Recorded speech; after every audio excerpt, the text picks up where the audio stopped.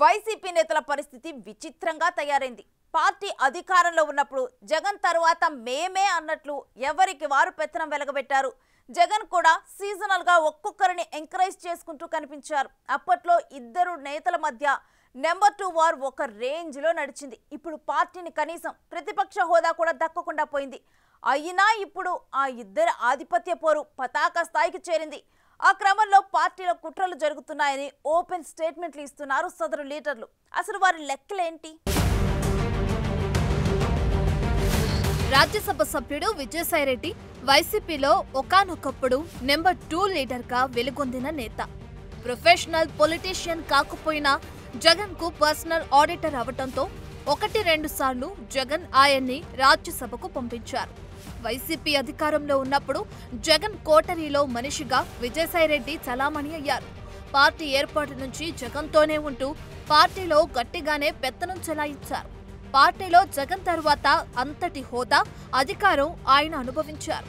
జగన్తో పాటు అక్రమాస్తుల కేసుల్లో నిందితుడైన సాయిరెడ్డి రాజ్యసభ సభ్యుడిగా కేంద్ర పెద్దల ముందు మోకరిల్లుతూ జగన్ వ్యవహారాలను చక్కబెట్టే ప్రయత్నాలు చేశారు.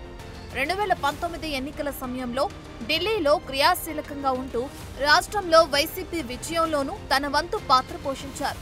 వైసీపీ అధికారంలోకి వచ్చిన తర్వాత బానే చక్రం తిప్పారు. పార్టీలో జగన్ వద్ద, అటు కేంద్రంలో ప్రధాని వద్ద మంచి గుర్తింపు తెచ్చుకోగలిగారు.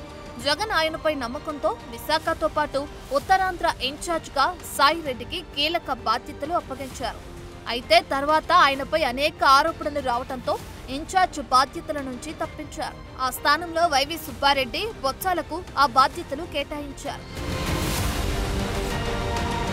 ఇదే సమయంలో పార్టీలో సజ్జల క్రియాశీలకంగా మారారు. ముఖ్య సలహాదారుడిగా జగన్ నిర్ణయాల్లో కీలకంగా వ్యవహరించారు. ఒక విధంగా అటు పార్టీలో ఇటు గత ప్రభుత్వంలో సూపర్ పవర్ గా వ్యవహరించారు. సకల శాఖల మంత్రిగా ఆధిపత్యం ప్రదర్శించారు. సాయిరెడ్డికి పార్టీ అనుబంధ విభాగాల ఇన్ఛార్జిని చేశారు. అప్పట్లో అది ఒక విధంగా ఆయనకు ప్రాధాన్యత తగ్గించడమే అన్న అభిప్రాయం వ్యక్తమైంది.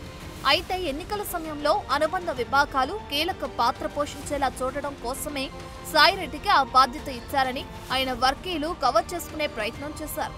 అదే సమయంలో అన్ని జిల్లాల ప్రాంతీయ సమన్వయకర్తలను కోఆర్డినేట్ చేసుకునే బాధ్యతల్ని కూడా సజ్జలకు అప్పగించారు. అదొక రకంగా పార్టీలో జగన్ తరువాత పార్టీని కంట్రోల్ చేసే అధికారం సజ్జలకు ఇవ్వటమే అన్న వాదన పార్టీలో బలంగా వినిపించింది. దానికి తగ్గట్లే వైసీపీ అభ్యర్థుల మార్పులు చేర్పుల్లో సజ్జల మాట చెల్లుబాటైంది. ఆ విషయాన్ని టికెట్లు దక్కని నేతలు అప్పట్లో బహిరంగంగానే చెప్పి సజ్జలపై తమ అక్కసును వెళ్లగక్కారు.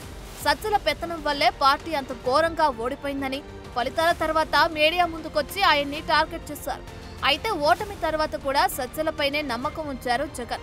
అలకబూనిన వారిని బుజ్జగించడం, పార్టీ విధానపరమైన నిర్ణయాల ప్రకటనలన్నీ సజ్జలై ప్రకటిస్తూ వస్తున్నారు. ఇప్పుడు తాజాగా ప్రతిపక్ష హోదా కూడా లేని పార్టీలో నెంబర్ 2 స్థానం కోసం మళ్లీ విజయసాయిరెడ్డి రేసులోకి వచ్చారు.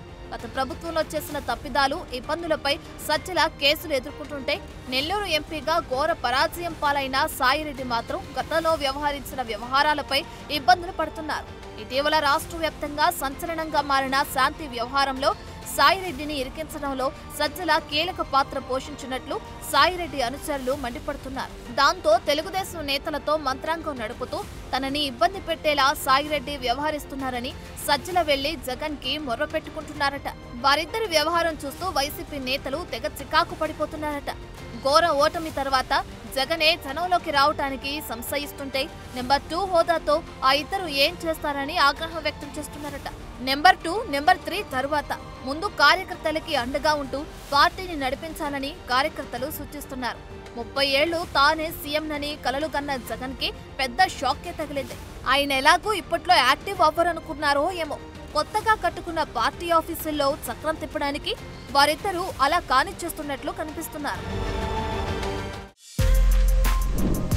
For more videos like this, subscribe Big TV channel.